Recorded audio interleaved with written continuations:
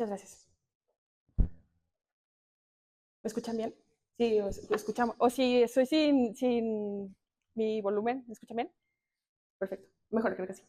Bueno, pues buenas noches. Bienvenidos a todos. El día de hoy vamos a hablar un poquito sobre optimizar tratamientos, pero vamos a hablar también un poco sobre riesgo cardiovascular en EPOC. Y antes de iniciar, siempre me gusta preguntarles, ¿ustedes saben cuántos pacientes con EPOC tenemos, bueno, ahora en la región de los Altos, en la zona Alto Sur? ¿No? ¿Muchos? ¿Poquitos? Muchos, ¿no?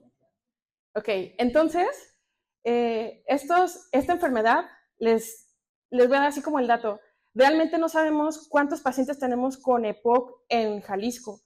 Sin embargo, sí sabemos que es una de nuestras enfermedades más comunes y más prevalentes, sobre todo bueno, yo que vivo ahorita en Guadalajara, pero, por ejemplo, esta semana que estuve en la zona acá de León y la zona del Bajío, es una de las enfermedades más comunes y más prevalentes.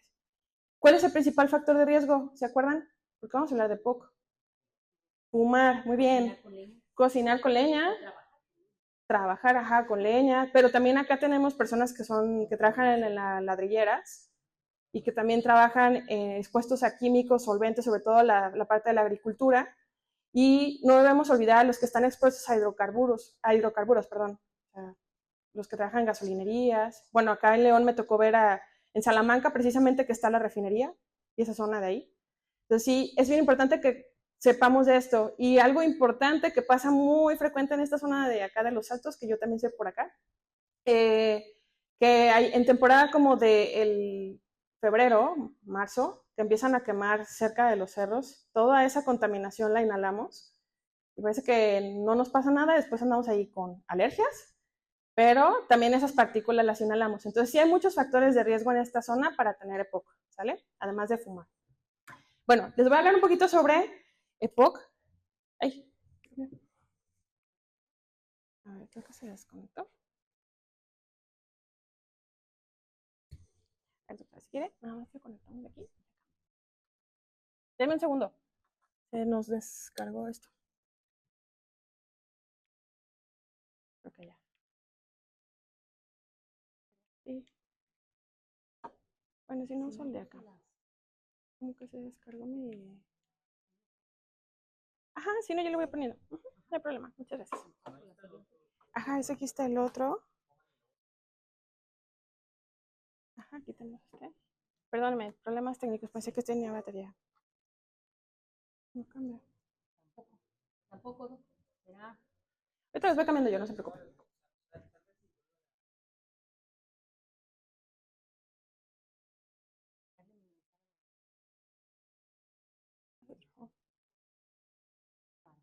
Creo que mi computadora es la que está trabada. No, ya está. A ver. Bueno. Si no, ahorita lo voy cambiando yo de aquí. Okay. Bueno, vamos a hablar un poquito de todo. Porque sabemos que para tratar EPOC tenemos guías que nos estipulan o nos dan recomendaciones sobre qué hacer con estos pacientes, pero también hablo ahorita un poco como de epidemiología y un poquito de cosas, aspectos clínicos. Y vamos a hacer como un ejercicio para ver si aprendimos algo. Entonces, como introducción, EPOC es, como se define, enfermedad pulmonar obstructiva crónica. Y como su nombre lo dice, va a ser algo que genera obstrucción en la vía respiratoria, tanto las porciones más pequeñas como las porciones más proximales o las más grandes. Les decía que está asociada a otras enfermedades, como también, por ejemplo, asma, pero que estas enfermedades incrementan su mortalidad, pero también hace que los pacientes se enfermen más seguido, esto es decir, que incrementa la morbilidad. ¿Qué síntomas tenemos? Tos crónica, que puede ser tos con flema o esputo, con aumento en la dificultad para respirar, que se llama disnea. Y es bien importante diferenciar la disnea de un paciente que tiene cardiopatía, que por aquí tenemos un cardiólogo pediatra, pero que tiene cardiopatía, pero también que tienen cardiopatía por falla cardíaca, que también es una entidad que es muy frecuente en nuestra población. Entonces, bien importante ahí diferenciar disnea.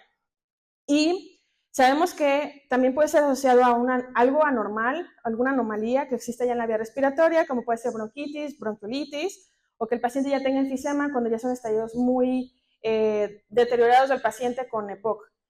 Sabemos que esta obstrucción va a ser de tipo persistente y que va a hacer que el paciente tenga una disminución progresiva en el flujo del aire y que el paciente pues empiece más síntomas, se hospitalice y que en algún momento requiera hasta de soporte con soporte ventilatorio o soporte de alto flujo. ¿Hasta aquí van bien? ¿Tienen alguna duda? Ah, sí, cambia. Ya. ¿Qué es importante en EPOC? Yo ahorita les mencionaba sobre qué factores de riesgo tenemos como nuestro medio ambiente para tener EPOC. Fumar es la principal causa asociada, pero les decía también sobre aspectos de contaminación. La exposición a humo de leña, que siempre nosotros vimos estaba expuesto a biomasa o no, pero nuestro país en particular somos primeros lugares en obesidad, también en diabetes, en enfermedad cardiovascular, en hipertensión, y somos muy sedentarios. Entonces también esto, asociándolo también a factores de riesgo como los otros, hacemos que los pacientes tengan mayor riesgo de EPOC. Y recientemente estaba leyendo un artículo que mencionaba sobre cómo existían vías muy similares de procesos inflamatorios que están asociados a obesidad y diabetes, que empeoran o que tienen esta asociación con el EPOC. Es decir, comparten una vía en común. O sea, que un paciente que tiene obesidad a lo mejor no estuvo expuesto a humo de leña o contaminación, pero que puede tener EPOC solamente por ser obeso o diabético. Y está ahí interesante. Después se los mandamos. Para acá. ¿Qué es importante aquí? La parte epidemiológica. EPOC a nivel mundial se estima que existen aproximadamente 392 millones de personas a nivel mundial con EPOC. Se considera que es nuestra segunda causa más frecuente de ingreso a los servicios de urgencia en nuestro país. ¿Ustedes creen que sea una causa frecuente de ingreso aquí a los hospitales de Tepa? Sí, muy frecuente, sobre todo adultos mayores, pero no quiere decir que sea su principal mortalidad, sino es la segunda causa. Estamos muy por debajo en el diagnóstico de estos pacientes porque creemos que siempre tienen tos y como que pues es normal, todos los días tenemos tos, todos los días tenemos, o es como los pacientes dicen, es que tengo como algo que me da así como una garraspera y durante el día y así estoy todos los días y así siguen. Entonces nunca le hacemos un diagnóstico oportuno y tenemos un subdiagnóstico que es muy importante de esta enfermedad. Entonces cuando ya tenemos un episodio de exacerbación, los pacientes ya tienen muy poca función pulmonar y ya no hay muchas opciones que ofrecerles. Entonces, tenemos que empezar a identificar también desde forma más temprana. Y algo muy importante es hablar sobre mortalidad. ¿De qué se mueren los pacientes con EPOC? Pues mueren no solamente de la parte respiratoria, sino también de causas cardiovasculares que van a estar relacionadas al EPOC. Ahorita lo vamos a ver un poquito más adelante, pero recordemos que es corazón-pulmón. Y estos pacientes no solamente tienen la parte pulmonar, sino que también generan falla cardíaca, que también les empeora la disnea, y entonces el paciente tiene menor disminución de flujo de sangre, con mayor probabilidad de tener trombos, y que estos pacientes mueren también por causas cardiovasculares. Y por último, EPOC actualmente es nuestra tercera causa de muerte después de infartos, y después de accidentes cerebrovasculares o eventos cerebrovasculares de tipos químicos o hemorrágicos. Y además de COVID y además de influenza, que ya están otra vez ahí repuntando, también se considera EPOC. Y los pacientes con EPOC también se exacerban porque tienen infección de vías respiratorias. Entonces, EPOC siempre va a estar como dentro de las principales causas de mortalidad a nivel mundial. ¿Ustedes creen que estemos muy similares acá en México? ¿O no?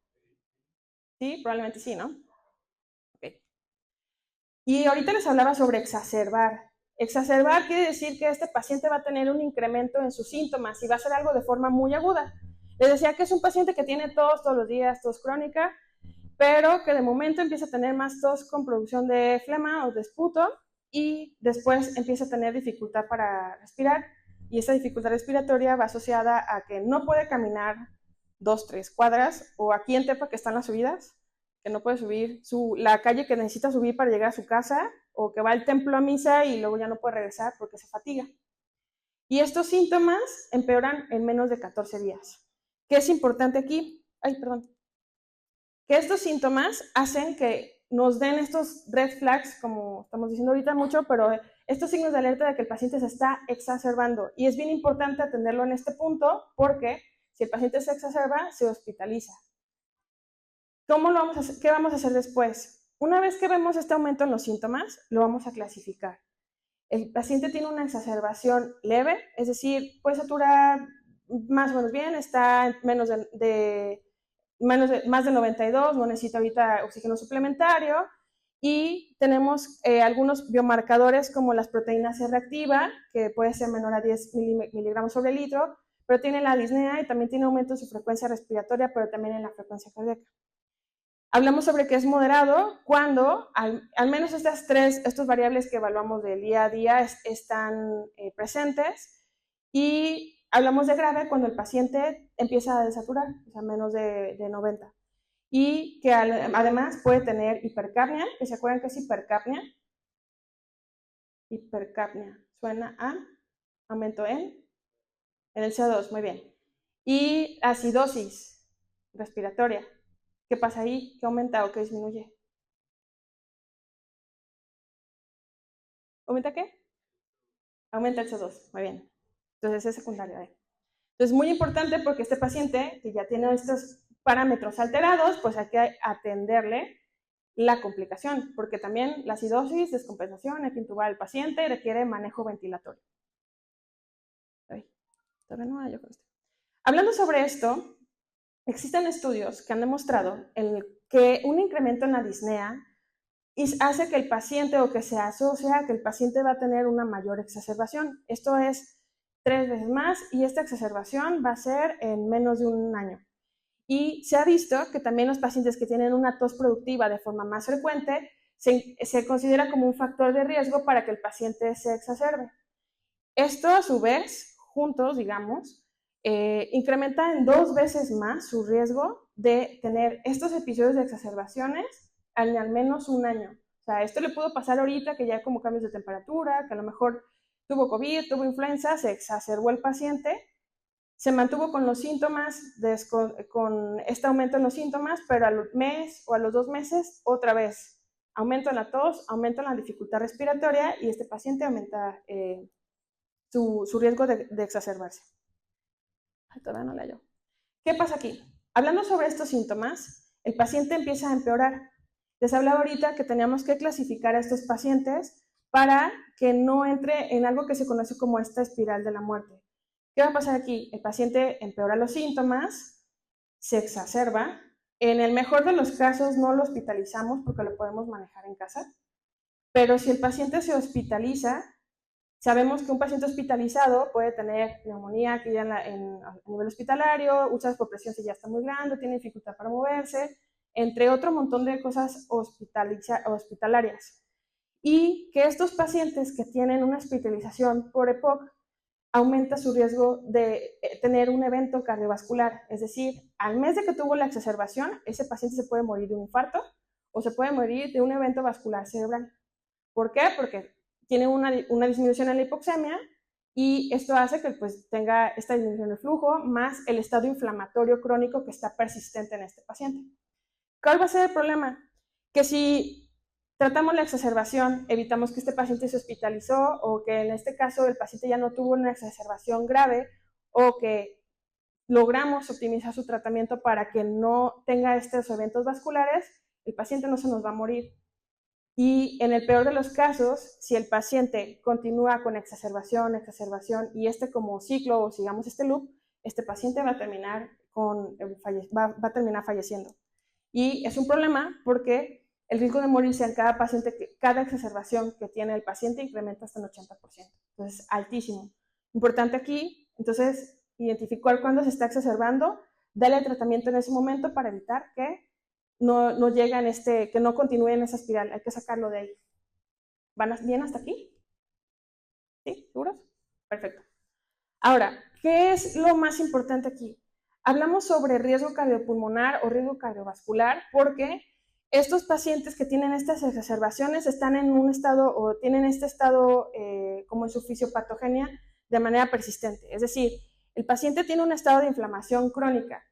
Recordemos que en la fisiopatogenia del EPOC, uno de los factores o de estas vías inflamatorias está mediada por linfocitos helper tipo 2, que lo que hacen es aumentar la producción de células como polimorfonucleares, eosinófilos y basófilos, que lo que hacen es cambiar las características de las células del epitelio bronquial y empiezan a producir más moco.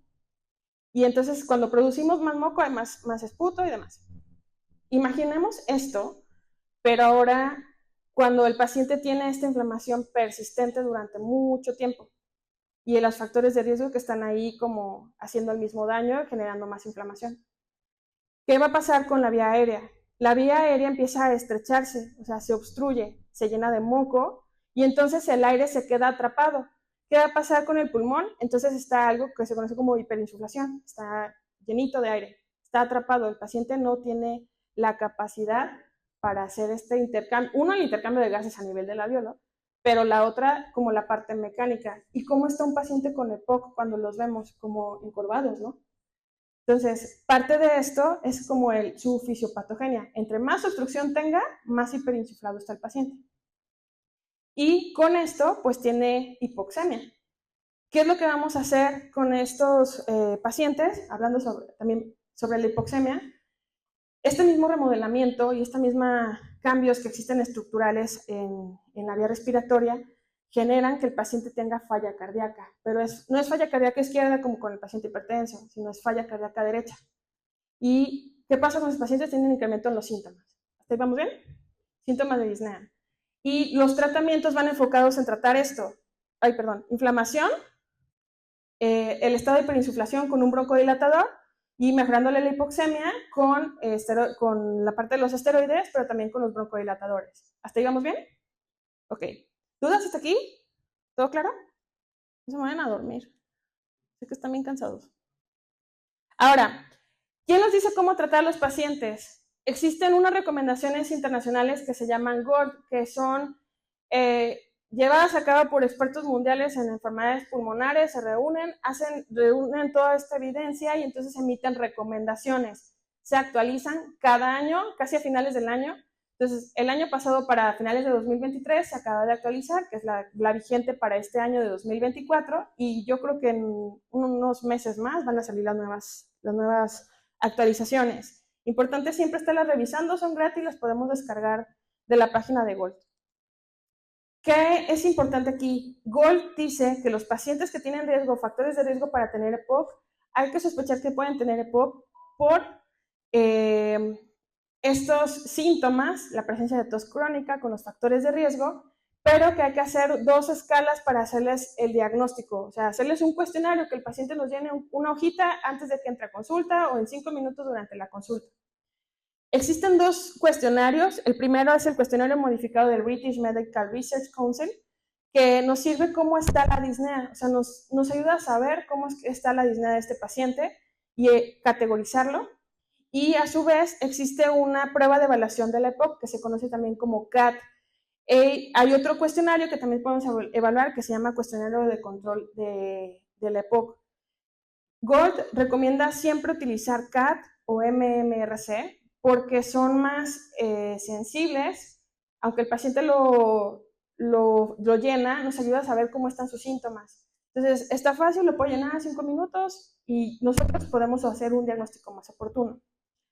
Existen también otros cuestionarios, que uno en particular que se llama PUMA, así como la marca de los tenis, pero para EPOC. PUMA. PUMA nos sirve para saber, cuando tenemos sospecha de que un paciente tiene EPOC, como que reúne algunos criterios, pero no sabemos si tiene falla cardíaca o si tiene disnea por otros síntomas. Bueno, ese cuestionario se ha validado en población latinoamericana, incluyendo México. Ese estudio incluyeron pacientes del INER en la Ciudad de México. Y PUMA nos sirve para saber, bueno, ¿le pido una espirometría o no le pido una espirometría al paciente? Que es una herramienta diagnóstica. Entonces nos sirve para ayudarnos a tomar un poco de decisiones, pedirle la espirometría al paciente y después hacerle el diagnóstico de EPOC. ¿Hasta aquí van bien? Perfecto. Entonces, muy importante que al evaluar los síntomas hay que determinar la gravedad del paciente, cómo está limitado su flujo aéreo, qué repercusiones para el estado de salud va a tener, pero también qué riesgo tiene el paciente para tener una futura exacerbación. Si en este momento no ha tenido ninguna, entonces solo hay que evitar que no llegue a tener su primera exacerbación. Tampoco nos vamos a tener una burbuja, pero sí hay que hacer que sus tratamientos sean lo suficientemente eficientes para que estos medicamentos pues sean eficaces para que el paciente no termine hospitalizado. Entre los esquemas que recomienda Gold es que el paciente se le realice una espirometría. ¿Aquí en Tepa hacen espirometrías? ¿En dónde? Ajá, o sea, ya hay un lugar donde podemos pedir una espirometría al paciente. Si el paciente llega ya con la espirometría, ¿ustedes saben cómo interpretar la espirometría? ¿O les llega ya interpretada? Llega interpretada. Ok, ya tienen más de la mitad del diagnóstico. Súper bien. ¿Y qué vamos a hacer con este dato de la espirometría? Este porcentaje que se obtiene de la relación del FEB1 y FBC nos va a ayudar a saber si el paciente tiene un patrón obstructivo, restrictivo y si tiene o no respuesta al broncodilatador. Y a partir de ahí lo vamos a clasificar, ahorita lo vamos a ver. Les decía ahorita sobre aplicar los dos cuestionarios, pero también sobre registrar exacerbaciones, si ha tenido o no exacerbaciones moderadas o graves, incluyendo una hospitalización. A veces los pacientes no se hospitalizan porque no quieren, y eso es porque a veces ellos no quieren ir a hospitalizarse, y eso es muy frecuente que pase.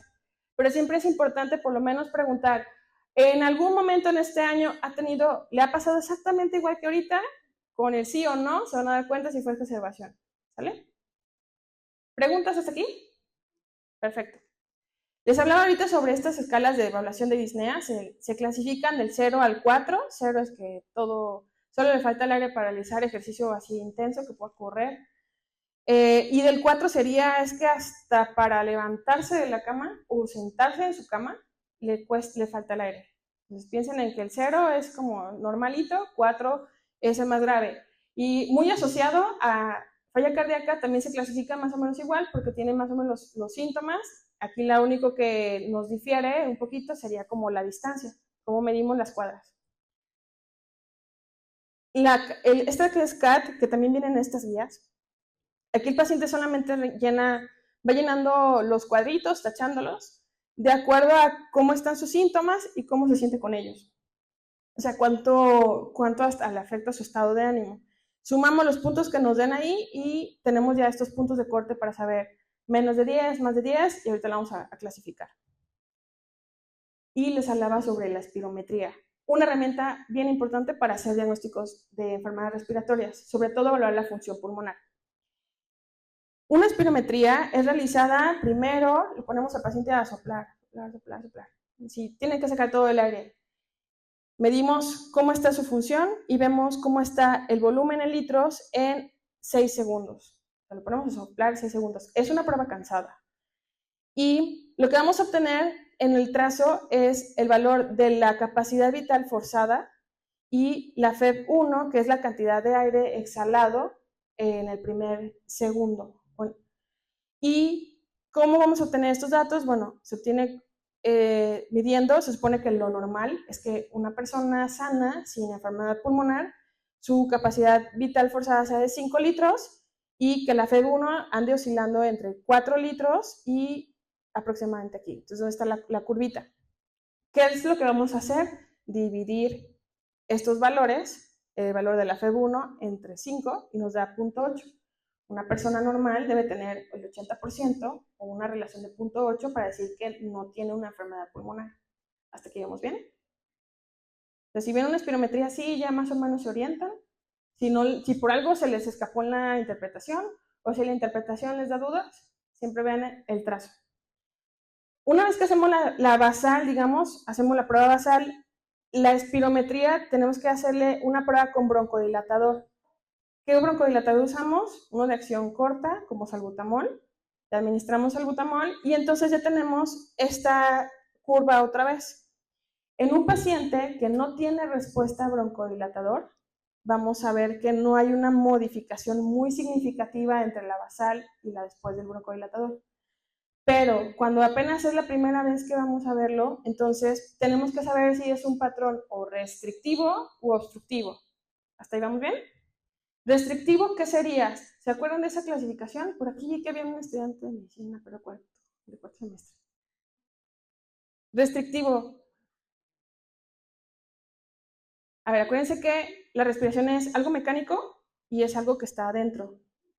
Un patrón obstructivo decimos que tiene EPOC. Un patrón restrictivo, ¿qué tendría que tener para que no pueda hacer esta mecánica?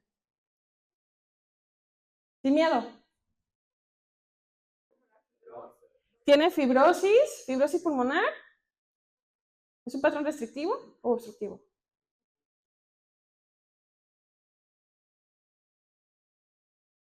¿Un neumotórax es restrictivo? Muy bien. ¿Qué más? ¿Algo en los músculos?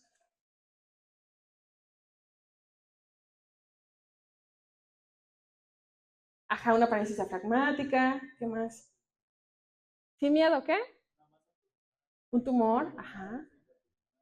Muy bien.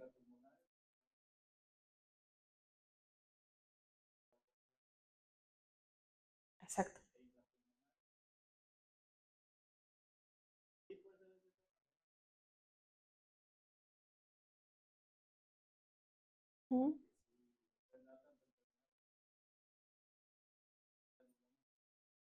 Así es. Muy bien, ya escucharon. Ok, entonces es bien importante entender cuándo es restrictivo y obstructivo. Hablamos de un patrón obstructivo si esta relación Feb1-FbC está menor al 70%, según lo que establece la guía. ¿Ok? ¿Y va a ser restrictivo entonces cuándo? ¿Qué pasa con esa relación? Como que no puede jalar aire. ¿Cuánto tendría que tener? ¿Más de 80? ¿Menos de 80?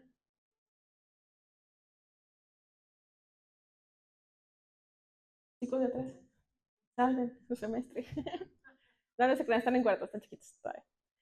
Ok, entonces, más de 80, hablamos también de un patrón restrictivo. Algo está haciendo como que no puede jalar y no saca todo el aire, se queda como atrapado. Como cuando inflan algo y no pueden expulsarlo. Y luego, una vez que tenemos el valor de la espirometría, entonces ya lo clasificamos. GOLD 1, 2, 3 o 4 y hay que tomar estos valores espirométricos. Si está más del 80%, tiene síntomas, lo clasificamos como GOLD 1 leve. GOLD 2 sería moderado, entre 50 y 80. Y GOLD grave, o sería menos del 30% de la FEB1, pero menos del 50% del valor esperado. Y muy grave, menos de 30. Entonces, mayormente en México, cuando ya los diagnosticamos con EPOC, se encuentran en moderados o graves. Y en el peor de los casos, ya muy graves. Pero mayormente nuestra población se encuentra aquí, en GOLD 2 y 3.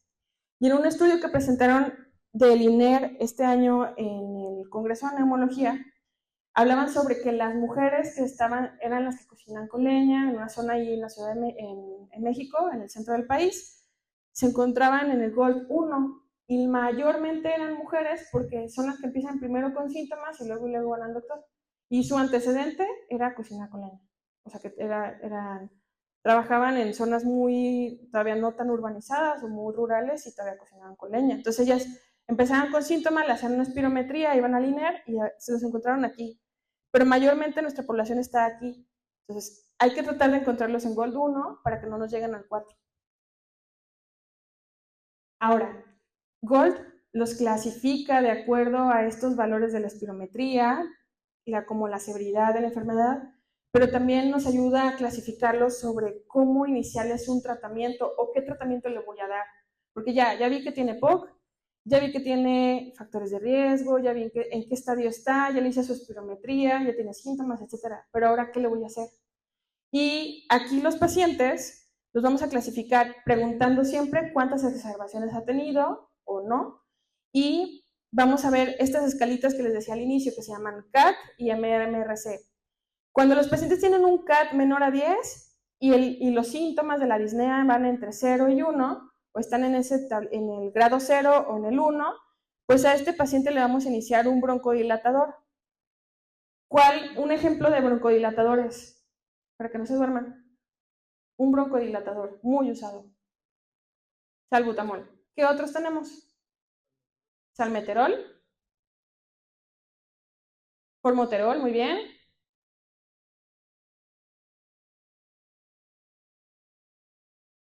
Sulfato de magnesio. ¿Qué otros? Aminofilina. Antes que se utilizaba tanto, teofilina. Ok.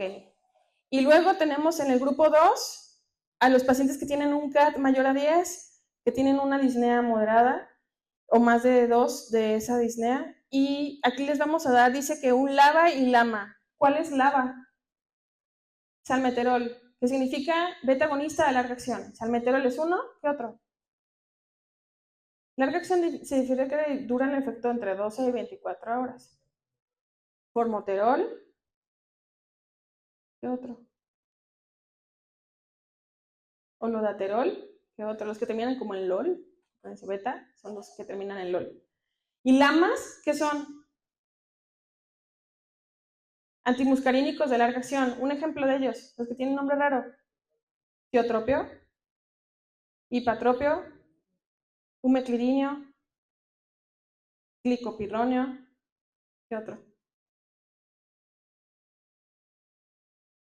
¿Con esos? Muy bien. Entonces, hoy les voy a estar hablando sobre LABA, LAMA y esteroides inhalados. Y hablando de esteroides inhalados, ¿cuáles conocen? Fluti, ¿qué otro? Beclo, inhalada, muy bien. Uno muy común, más sencillo, budesonida. ¿Ok? Entonces, hay tres principales que son así inhalados para un dispositivo de inhaladores. ¿Qué otros esteroides existen? Así como manera de recordatorio, orales tenemos, por ejemplo, prednisona, deflazacort, que usualmente lo usan pacientes con artritis reumatoide o algunas otras enfermedades. Una muy bien y a veces muy mal utilizada de dexametasona, pero esa es intramuscular. Hay betametasona que la he visto vía oral combinada con un antihistamínico por ahí, y con loratadina. ¿Y qué otros tenemos? Mometasona, que viene para spray nasal, muy bien. El montelukast es un inhibidor de leucotrienos. Tiene un efecto más hacia, no como esteroide, pero tiene un efecto para evitar que produzcamos mayor leucotrienos. Bloqueamos toda la vía, digamos, para del ácido araquidónico. ¿Qué otro tenemos? Uno que se inyecta intraarticular muchas veces, metilprednisolona. O sea, ténganlos en cuenta, porque sus pacientes pueden usar esteroides, hasta tópicos, orales, inyectados, inhalados, para ahí que estén evaluando efectos secundarios y que no se utilicen de mala manera. Bueno, hablando sobre esto y sobre estas triples terapias, ahí antes de seguir, hablamos que el GOLD lo va a clasificar como grupo A solo si necesitan un broncodilatador, pueden utilizar uno de corta acción, uno de larga acción o un antimuscarínico. Grupo B si es LABA y LAMA combinados, y los que tenemos que empezar ya a identificar muy tempranamente son los de grupo E. A estos los vamos a tener con un LABA-LAMA, pero hay que considerar que también necesita un esteroide inhalado. Ya dijeron aquí algunos ejemplos. Pero ellos también están utilizando como un marcador para saber que el paciente está llegando a exacerbación, medir los eosinófilos en sangre. ¿Dónde las podemos obtener? De una biometría hemática, medimos el porcentaje de los segmentados y vemos cuánto está el conteo de los eosinófilos. ¿Sale? Entonces, si más de 300, tiene riesgo de exacerbación. Y con base en esto, pues aquí es como tenemos un algoritmo para el manejo. Tenemos el paciente sobre todo con riesgo de exacerbaciones, le vamos a dejar LABA o LAMA, vemos cómo están los eosinófilos, si está menos de 300, pues podemos combinarlo o dejarlo con uno solo. Pero si el paciente ya tiene más de 100 eosinófilos, GOLD ya recomienda que si ya tiene más de 100 eosinófilos, pues ya lo podemos escalar a una triple terapia, considerando que si el paciente tiene un aumento en los síntomas o si el paciente tiene un incremento en sus factores de riesgo para exacerbarse. Si el paciente, además de una triple terapia que sean LABA, LAMA y esteroides inhalados, no mejora o no tiene una buena respuesta o tiene un factor de riesgo como fumar, se ha recomendado utilizar acitromicina, que es un macrólido, para disminuirle como esta fase aguda al paciente y que no tenga como este incremento en la producción de moco, cambiando el microbiota del microbiota del tracto respiratorio, y con esta manera disminuir esta cantidad de moco para que no se exacerbe. Hay otros estudios donde utilizan roflumilast para pacientes que ya tienen bronquitis crónica, pero que tienen su FEV1 menor del 50%, que no responden muy bien a una triple terapia, pero no quiere decir que el paciente va a estar solo con roflumilast, casi siempre van a tener broncodilatadores y esteroides. Y algo importantísimo es que con tanta evidencia tenemos varios estudios en los cuales Gold dice que los pacientes que ya están en este grupo de exacerbados tienen un incremento de su mortalidad, que era lo que les mencionaba al inicio. ¿Qué pasa con esto? Gold ya reconoció que un paciente que tiene un esteroide inhalado con un LABA y LAMA es la única terapia o farmacoterapia que puede reducirle la mortalidad al paciente con EPOC, ya que lo podemos ayudar a sacarlo de esta espiral. Y hay dos estudios importantes en los cuales, bueno, en realidad hay varios, pero dos estudios así donde se evaluó mucho más la mortalidad, el estudio IMPACT y el estudio ITOS. ITOS en particular, ellos encontraron, comparado al IMPACT, encontraron que se reduce la mortalidad hasta en el 49% de los pacientes. Esto en un estudio de seguimiento a largo plazo con triples terapias. Ahorita vamos a hablar un poquito más sobre el estudio ITOS. Y les hablaba ahorita sobre estos mecanismos fisiopatogénicos. Entonces, hay que considerar que una triple terapia va a estar enfocada en tratar la inflamación, el estado de hiperinsuflación con los broncodilatadores y con los tres juntos pues vamos a ayudarnos a mejorar esta hipoxemia y mejorarle los síntomas al paciente. ¿Qué es importante entonces en manera como de resumen de esta parte? Identificar pacientes que tienen riesgo, optimizarles el manejo y mejorarles los desenlaces clínicos. ¿Cómo voy a mejorarlo? Utilizando una triple terapia. No solo triples terapias. Y aquí hay siempre que apoyarnos de las otras medidas no farmacológicas, que eso lo tenemos que hacer todos del día a día. Siempre importante su medicamento, pero que si el paciente es fumador, hay que ayudarle a que deje de fumar. Es bien difícil, pero sí lo va a lograr. Bien difícil, pero lo logran. Importante que haga rehabilitación pulmonar. A veces, es muy difícil que el paciente tenga acceso a un rehabilitador pulmonar, que sería lo ideal, tener nuestros manejos multidisciplinarios, un rehabilitador, pero podemos hacer ejercicios muy sencillos para ayudarles con rehabilitación pulmonar a estos pacientes. El efecto de la rehabilitación se refiere a que tenga mayor fuerza en extremidades, que pueda caminar en la medida de lo posible y que pueda hacer ejercicios que fortalezcan su diafragma. ¿Por qué? Porque lo que queremos es que no pierda esta capacidad mecánica ventilatoria y que también mejoremos su riesgo de que no se nos infarten los pacientes. Que prueben actividad física, muy importante vacunación, porque influenza, porque COVID, porque neumococo y porque milion bacterias. Hay también vacunas para herpes zóster, próximamente va a salir una vacuna para virus y sitial respiratorio y vamos a tener ahí un esquema de vacunación importante para los pacientes. Ahorita ya va a ser temporada de vacunación. Si no están vacunados para COVID, vacúnense otra vez. Sobre todo también influenza. Entonces, muy importante ahí que no se nos exacerben los pacientes porque no están vacunados. En algunos casos, hay uso profiláctico de antibióticos, le mencionaba citromicina, y si el paciente requiere oxigenoterapia, hay que dejarle oxigenoterapia. Algo importantísimo es que antes, o más bien siempre hacemos como un manejo escalonado de los tratamientos para EPOC y de enfermedades respiratorias, pero el control siempre tiene que lograr hacer a largo plazo. Ahora los tratamientos están enfocados en que sean esteroides inhalados, LAMA y LABA, porque al ayudarnos como a ir escalando el tratamiento al paciente, podemos irle optimizando los tratamientos y si el paciente no está respondiendo a la terapia que tiene ahorita o está usando en exceso salbutamol para el rescate, para mejorar sus síntomas, este paciente tiene una falla terapéutica. Entonces aquí lo importante siempre es escalonarle los tratamientos y tratar de optimizar tratamientos que sean en un solo dispositivo, o si en sus unidades no tienen en un solo dispositivo, pues tratar de optimizar una triple terapia lo más cómoda posible para que tenga adherencia terapéutica y que el paciente tenga una buena evolución en su enfermedad. Y hablando sobre enfermedad cardiovascular, en un estudio de prevalencia, es decir, hicieron un estudio para ver cuántas personas tenían EPOC y luego personas que no tenían EPOC. ¿Qué evaluaron? Evaluaron cuántos tenían enfermedades coronarias, hablando de infartos y otras enfermedades, y hablamos sobre cuántos pacientes tenían ya insuficiencia cardíaca congestiva. Se encontró que es más frecuente que los pacientes que tienen una enfermedad coronaria tuvieran un antecedente de EPOC y que los pacientes que tenían insuficiencia cardíaca congestiva tenían un antecedente de EPOC. Es mucho más frecuente como esta combinación de patologías. Pero en estos mismos pacientes se encontró que si nosotros los seguimos en el tiempo, si vemos como en estas curvas que se llaman curvas de Kaplan y Meier, en estas curvas podemos darle seguimiento en los días. Si queremos evaluar en 1000 días, ¿cuántos de estos pacientes que no tenían EPOC se infartaron? pero también cuántos pacientes que tenían EPOC, aquí podemos ver cómo iba incrementando su riesgo de mortalidad. Entonces, muy importante considerar que el paciente que tiene EPOC se nos puede infartar, ¿sale? Igual que si no lo tuviera, bueno, considerando nuestra epidemiología, pero mucho más relevante en EPOC.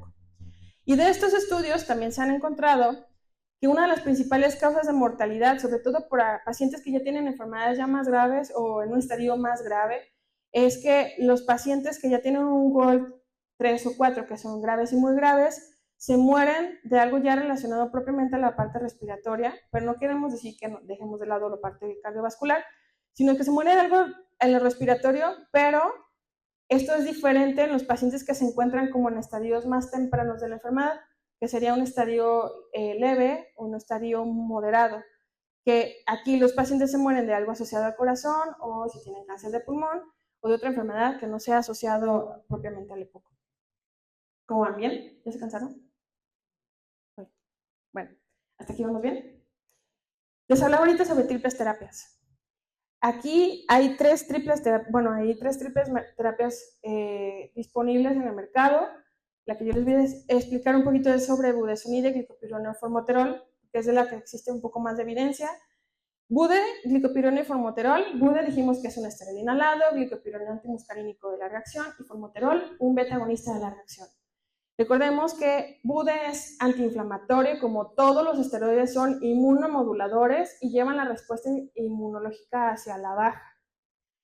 El formoterol es un beta agonista de larga acción y lo que hace es broncodilatar o relajar el músculo liso de la vía respiratoria bronquial para que tengamos este efecto de relajación. Y glicopironio, que también es broncodilatador, aquí uniéndose al receptor antimuscarínico tipo 3 en el músculo liso y tiene el efecto también de hacer broncodilatación. Y les voy a hablar de un inhalador que tiene estas tres moléculas juntas, literal juntas, en un solo dispositivo con una tecnología que se llaman aerosferas. Una aerosfera o están diseñadas con fosfolípidos. ¿Se acuerdan que las membranas celulares tienen fosfolípidos, que es como su componente principal, o sea, lípidos? Y lo que se hace es diseñar estas nanopartículas, las hacen una esferita, como si fuera una bolita, como la de aquí.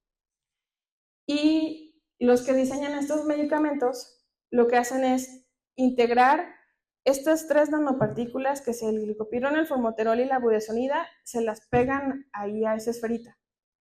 ¿Hasta aquí va bien? Estas partículas, para que puedan llegar a los tractos respiratorios más distales o los más grandes o los más proximales, necesitan medir menos de 5 micrómetros, pero entre más pequeño sea, pues tenemos más efectividad a que va a llegar a la porción más pequeñita, la más estrecha. Considerando que los pacientes con EPOC tienen este estrechamiento, pues tenemos que considerar partículas más finas o más pequeñas. Estas aerosferas, cuando usamos un dispositivo inhalador presurizado, que así es como viene esta presurizado de dosis medida, nosotros le hacemos el disparo al paciente, o el paciente lo hace, entra el medicamento como por impactación a la vía aérea, al tracto bronquial, y lo que se asegura es que, como vienen las tres pegadas en la esferita, no se pierda nada en el camino. Digamos que no exista una bomba que saque al medicamento de la célula, que eso genera resistencia terapéutica, o que se vaya a degradar por alguna enzima o alguna proteína que degrade esta sustancia activa. ¿Qué es lo que va a facilitar? Que libere el medicamento en la célula bronquial o en las células del músculo liso. Les decía que el formoterol y el glicopironio tienen un sitio, un receptor o una llavecita específica para cada uno de ellos. Entonces lo que hace es que, como es un fosfolípido que la lleva, libera el medicamento y el formoterol y el glicopironio se une a su receptor respectivo. La budesonida, como todos los esteroides, actúa dentro del receptor nuclear para glucocorticoides en el núcleo celular, y entonces al venir unida junto con todo este lípido, lo que hace es facilitar que se internalice o se endocite, llegue hacia el núcleo celular y luego se una al receptor de glucocorticoides, y entonces empieza todo este proceso de transcripción para inhibir el factor nuclear kappa B y todo este proceso de vías inflamatorias. ¿Por qué es útil que ahora, por ejemplo, las farmacéuticas y todos estén utilizando este tipo de dispositivos? Porque permiten que las moléculas se mantengan estables y que no exista como estos rechazos terapéuticos. O sea, nos aseguramos de que sí llegan al sitio donde tienen que llegar. Y para esto también se hacen estudios in silico, y aquí sí les voy a acercar un poquito la imagen, porque está bien chiquito. A ver, ahí. Sí. Bueno, se hacen estudios de cinética, y estos estudios nos permiten saber si lo que ellos están proponiendo con las aerosferas o con la manera en cómo se va a administrar el medicamento va a ser eficaz para que llegue al tacto más pequeño. Este estudio fue presentado este año en el Congreso de la Sociedad Americana del ATS en Estados Unidos, y lo que encontraron fue que probaban las 3 triples terapias, que fue fluticasona, meclidinio, bilanterol, budesonida, glicopirono, formoterol y beclometasona, glicopirono, formoterol. Tanto este de aquí y este de acá son polvos secos, y el de nosotros es el que tiene este dispositivo presurizado con una aerosfera. ¿Qué es lo que se encontró? Lo que hacen es diseñar un modelo in silico, quiere decir que es unos pulmones como simulados. Se administran los medicamentos tal cual está su presentación o como va a ser su presentación final, su presentación farmacéutica, y entonces lo que hacen es ponerles como un radio, una sustancia que sea fluorescente más bien, para que se pueda ver como en una tomografía. Hacen como unas pequeñas tomografías de cómo estarían esos pulmones simulados. Y administran el medicamento, y después lo que hacen es evaluar cuánto tiempo, o bueno, cuánto tiempo llega y cuánto tiempo se queda ahí y cuánto se deposita. Este estudio se hizo en pacientes, por ejemplo, que tienen poca capacidad inspiratoria, es decir, que les cuesta mucho trabajo jalar aire y que no va a ser suficiente su fuerza para inhalar o inspirar para que se llegue el medicamento hacia las porciones más pequeñitas, sino que el medicamento se les puede quedar en la boca. Y eso es un problema porque pues, no vamos a tener efecto. Vamos a tener efectos secundarios, pero no el medicamento. Y entonces lo que encontraron fue que, por ejemplo, los que tienen fluti, meclidinio, bilanterol, el medicamento se queda, o sea, sí llega a parte respiratoria, pero no se distribuye en todos o no tiene una alta deposición. Y los que, por ejemplo, encontraron con budesonida, beclo, glicopirono, formoterol, tiene deposición, pero no es tan alta la deposición a nivel distal, y si ven aquí se ve como un poquito como más impactado como en el bronquiolo. Y estas aerosferas sí se ha observado que sí llega como con mayor cantidad hacia las porciones mucho más distales. ¿Por qué es importante esto? Porque tenemos que considerar que los pacientes que tienen EPOC después de una exacerbación quedan con poca capacidad inspiratoria. Entonces, que también tengamos dispositivos que sean útiles, que sepamos que sí va a llegar al pulmón, que sepamos que las partículas son suficientemente pequeñas, nos va a permitir que estos medicamentos sí sepamos que están llegando a donde tiene que llegar y que no se queden en la boca, que eso es muy importante. ¿Hasta aquí van bien?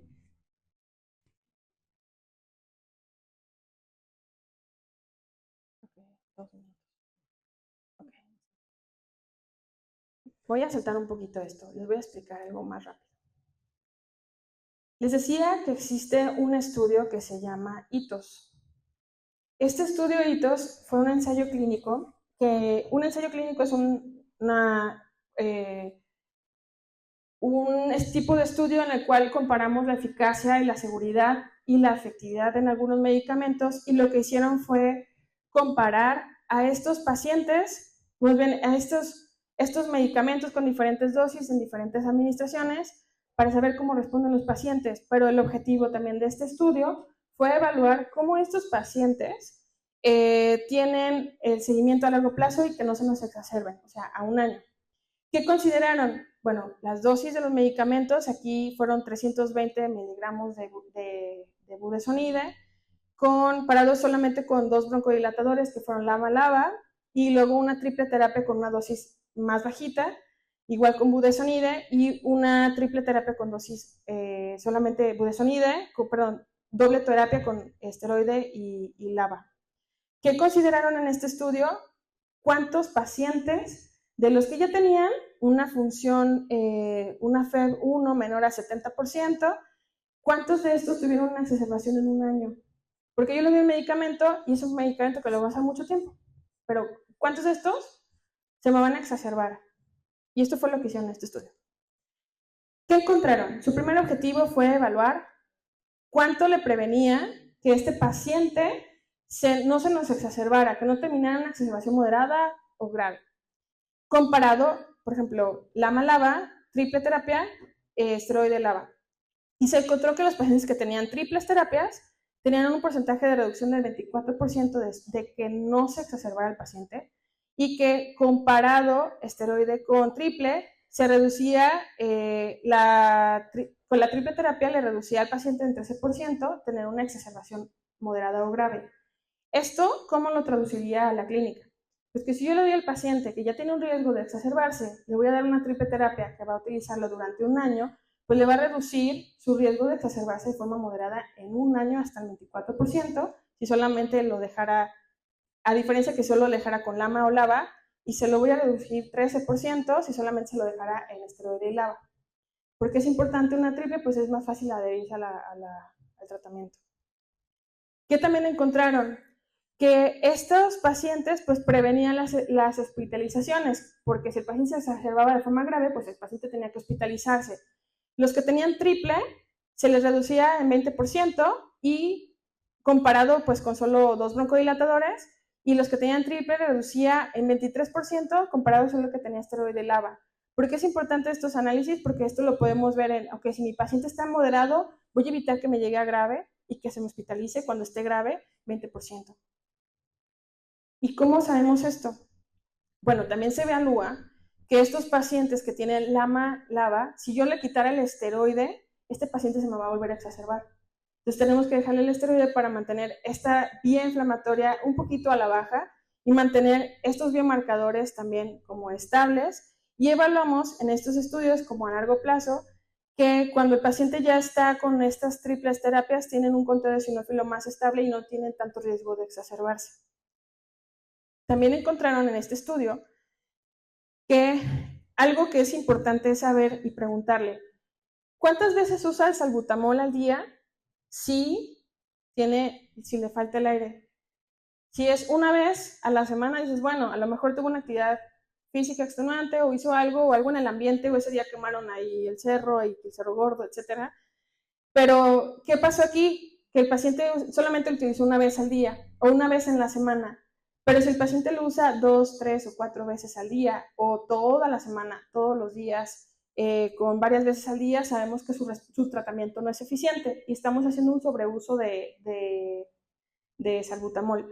Entonces, ¿qué es lo que encontraron también con esto? Es que los pacientes que tienen una triple terapia combinada, que tienen ya estas exacerbaciones o riesgo de exacerbarse, también utilizan hasta en 51% menos un broncodilatador de rescate comparado solo a una terapia dual y que utilizan hasta en 37% menos una terapia dual de esteroide lava comparado solamente con usar una u otra. ¿Hasta aquí vamos bien? Ya por último, ¿qué es lo importante aquí en esto? En estos pacientes les decía que uno de los marcadores para saber que el paciente está respondiendo, ok, gracias. Con estos pacientes que están respondiendo de forma eficiente o que podemos ir evaluando su respuesta terapéutica para saber que no se nos están exacerbando de forma recurrente, se ha visto que, por ejemplo, en el estudio ITOS también evaluaron cómo estaban los conteos de los eosinófilos. Y aquí encontraron que los pacientes que se mantenían con estas triples terapias se mantenía su conteo, bajaban, pero se mantienen estables, ya no vuelven a subir, aunque tengan otra entidad. Y los pacientes que tenían solamente lava-lama, volvía a subir volvía a aumentarse el conteo de eosinófilos. En otro estudio, uno que hicieron previo a ITOS, que fue como también para evaluar cómo respondían los pacientes en un periodo más chiquito de tiempo, con características muy similares, encontraron que los pacientes, por ejemplo, que tenían lava y lama nada más, tenían como estas fluctuaciones y este incremento a 24 semanas de los eosinófilos, y que fue muy estable con los que tenían triples terapias. Entonces, de aquí, ¿qué podemos concluir? Que estos pacientes, que si nosotros tenemos factores de riesgo, que tenemos pacientes que se nos van a empezar como a exacerbar y que tenemos tratamientos que son broncodilatadores. Ya existe evidencia y las guías ya nos recomiendan que utilicemos triples terapias en estos pacientes para que no caigan en esta espiral y que de esta espiral el paciente no termine hospitalizado y en el peor de los casos que fallezca. Entonces podemos evitar que los pacientes disminuyan su mortalidad o que también mejoren su calidad de vida y que vivan muchos años con un tratamiento eficaz. Y ahora sí viene el ejercicio para ustedes. Tenemos como 5 minutos. Va. Un caso clínico sencillito. Ella es Jimena, está joven, tiene 55 años. Ella fue administradora retirada y acude a consulta porque dice que tiene dificultad para caminar, que ya no sale con su familia muchas veces porque se tiene que detener para poder caminar. Imagínense que tiene que ir a misa y no puede subir para ir de regreso a su casa. Tiene que agarrar aire cada media cuadra. Tenemos de antecedente factor de riesgo que es exfumadora, 20 cajetillas al año y tiene una altura de 1,57, pesa 81.6 kilos y tiene un IMC de 34, con actividad física limitada. Actualmente está con esteroide y lava y ella dice que utiliza su inhalador de forma correcta, que lo utiliza todos los días con el medicamento como se lo indicaron sus doctores, pero que utiliza muchas veces albutamol por semana. ¿Ok? Aquí dice que no utiliza ningún corticosteroide sistémico y que no ha utilizado ningún antibiótico de forma reciente. ¿Ok? ¿Qué creen que tenga su paciente? ¿Alguien?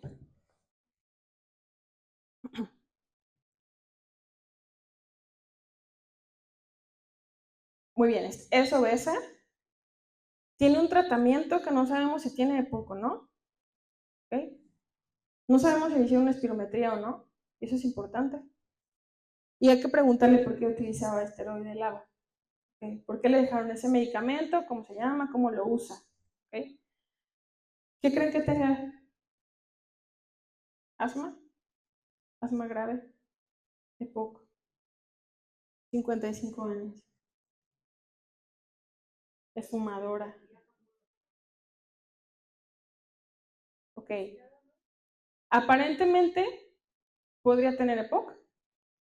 Sí, tiene factores de riesgo. Okay.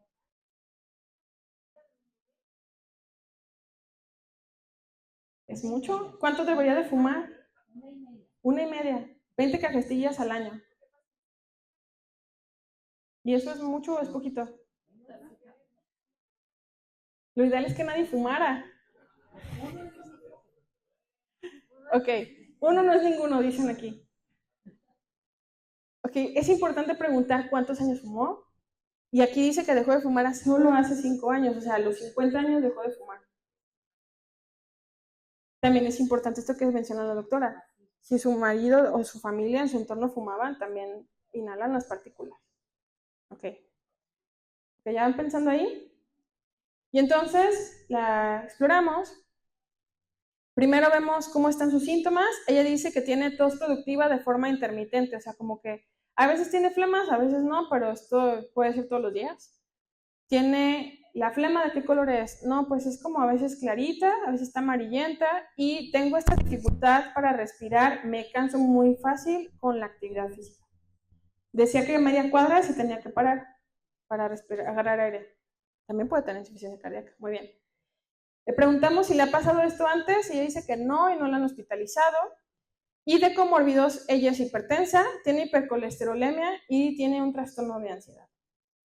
¿Se acuerdan que les decía que tenemos que evaluar 2 escalas que se llamaban CAT y el MRC para saber cómo está la disnea? Ella tiene un CAT de 21 y esto es muy alto y el MRC score en 3, quiere decir que sus síntomas están 0 normal, 1 leve, 2 moderado, como grave, ¿no? Moderado grave. Y la exploramos y encontramos los ruidos respiratorios que están muy prolongados, tiene roncus, así como que frota, y no tiene sibilancias. ¿Qué creen que tenga aquí? ¿Cómo que le suena?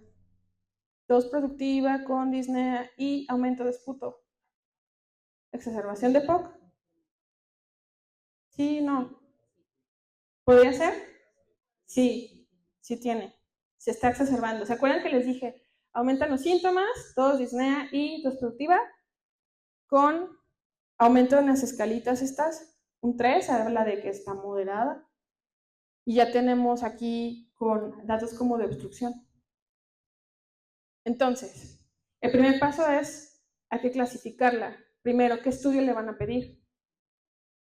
Espirometría, pero les decía que otro biomarcador en sangre. Eosinófilos, PCR si la tienen. ¿Qué más? ¿Qué más podemos sospechar en ella?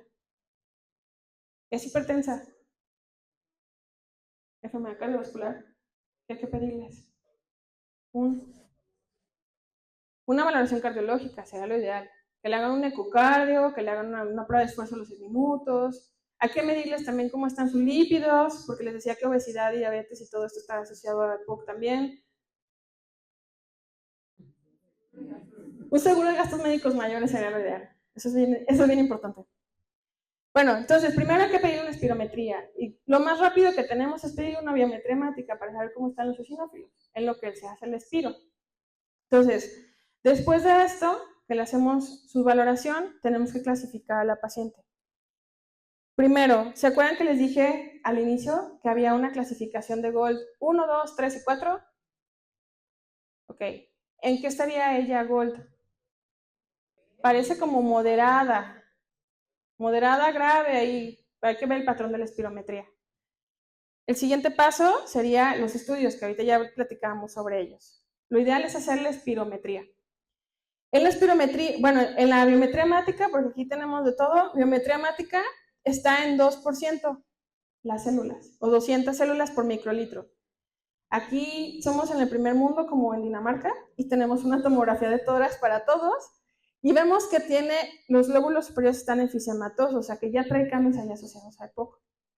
Le pedimos una espirometría y dijimos que el parámetro que vamos a evaluar es prebroncodilatador, la relación F1-FBC, y aquí está en 62%, y dijimos que lo normal es 80. Y pues broncodilatador dijimos que tendría que ser pues casi igual o más a 80. Y en ella está en 65, y les dije que para el diagnóstico de POC era menor a 70. 70. Y aquí tenemos que empezar como a interpretar un poquito el espiro. Aquí ya vemos que hay un patrón obstructivo, ¿ok? Y aquí la respuesta sería, tiene un patrón obstructivo sin respuesta broncodilatador. Si hubiera respuesta al broncodilatador, tendríamos que tener más, cerca de 70, 72, 75, un poquito más, ¿ok? Pero no hay respuesta al broncodilatador. Y entonces, con esto, eosinófilos en 2, pero este patrón de espirometría que tiene su paciente. EPOC. ¿En qué estadio está? GOLD 1, 2, 3 o 4. Como que en 3, menos de 50 y así. Ok, muy bien. Ahora, ¿qué tratamiento le vamos a dar? Triple esquema. ¿Por qué? Porque se está exacerbando. ¿Se acuerdan que les puse un algoritmo que decía que si el paciente tenía una terapia dual, lava-lama, o en este caso antes que había esteroide lava o esteroide, bueno, o dejaban abiertas con lama y esteroide inhalado, y tenían más de 100 células por microlitro, y con estos factores de riesgo, aumento de los síntomas, ya lo podíamos escalar a triple terapia, que era el algoritmo que viene en GOLD. Entonces, ¿esta paciente es candidata para una triple terapia? Sí. Ok. Ahora, ¿qué otras recomendaciones tenemos que darle a la paciente? Que deje de fumar, que continúe dejando de fumar, muy bien. Ejercicio, que baje de peso, pero la mandamos al nutriólogo para que la apoye a bajar de peso. Si tiene hipercolesterolemia y tiene hipertensión, manejarle su enfermedad de base también. Si tiene un trastorno de ansiedad, ¿quién la va a manejar? El psiquiatra. Y no solo el psiquiatra, hay que mandarlos a terapia conductual porque también les ayuda con algunas estrategias para mejorar sus episodios de ansiedad. Que se chique, que se vaya de viaje también. Muy bien. Algo importante en ellos, rehabilitación pulmonar. ¿Y qué más? No requiere oxígeno. ¿Por qué? Criterio para oxígeno es menor de Así como en el COVID, menos de quiénes, a menos de cuánto, menos de 90, podríamos ver si desatura o no, pero el criterio para tener oxigenoterapia en casa, ¿cuánto es? Menos de 80, 88. Ok, muy bien. ¿Qué más? ¿Qué más le dejarían a su paciente? Vacunación, no se les olvide. Que esté en su esquema de vacunación completo. Muy bien. ¿Algo más que le falte a este paciente?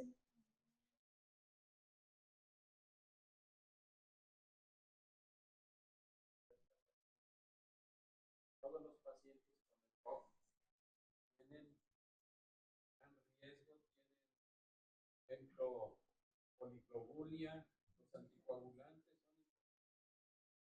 no nos ha mencionado hoy manejo, por ejemplo, harinas de bajo. Así es. Muchos de estos pacientes, si ya tienen riesgo, aquí lo importante es identificar cuántos pacientes sí requieren utilizar un anticoagulante y cuáles no. Y no los podemos prescribir como cualquier medicamento. Hay que evaluar que el paciente tenga factores de riesgo para tener una trombosis. Que el paciente tenga EPOC no quiere decir que yo le voy a dejar un anticoagulante oral o que le voy a dejar un antiagregante plaquetario. ¿Por qué? Porque hay que evaluar que realmente el paciente requiera el tratamiento. Si le dejáramos que algo que es muy utilizado de forma recurrente es utilizarles aspirina en los pacientes como un antiagregante plaquetario. Pero este paciente, lo importante en este momento es evitar que se me exacerbe. Evidentemente va a necesitar una evaluación cardiovascular porque si el paciente ya tiene falla cardíaca o si el paciente trae una fibrilación auricular, pues este paciente tiene un riesgo aún mayor de tener un coágulo y ahora sí se nos infarta. Ya no es de POC, sino todo lo que ya trae cardiovascular. Y hablar sobre dejarles un antiagregante plaquetario de forma rutinaria ya ahora es hasta controversial, sobre todo en nuestros pacientes que tienen un incremento en la eosinofilia. Recordemos que farmacológicamente la aspirina es un inhibidor de la ciclooxigenasa y actúa en vías que son inflamatorias que también pueden incrementar la producción de eosinófilos y si el paciente tuviera algún componente alérgico, le detonamos el episodio de alergia. Entonces, en este caso, la paciente también tiene eosinofilia.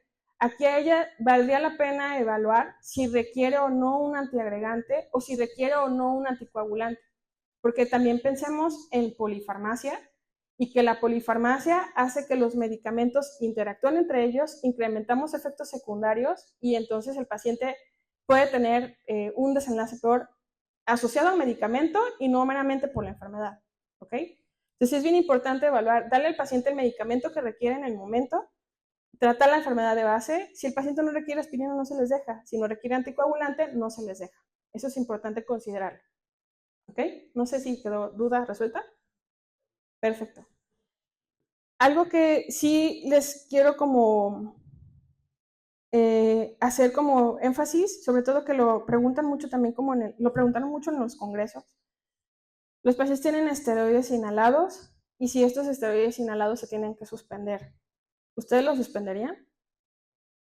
No, porque estos pacientes que ya tienen una triple terapia que ya inició y que tienen riesgo de que se nos vaya a hospitalizar, hay que mantener el medicamento. ¿Por qué? Porque si el paciente se lo suspendo, se va a exacerbar en cuanto se lo suspenda a los días. Entonces, lo que no quiero es que tenga otra vez este episodio. Se mantiene. ¿Ok? Y bueno, creo que sería todo. ¿Tienen alguna pregunta o duda?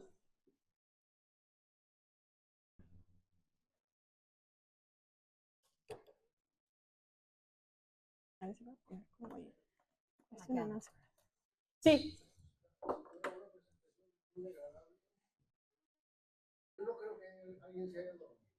Espero que no.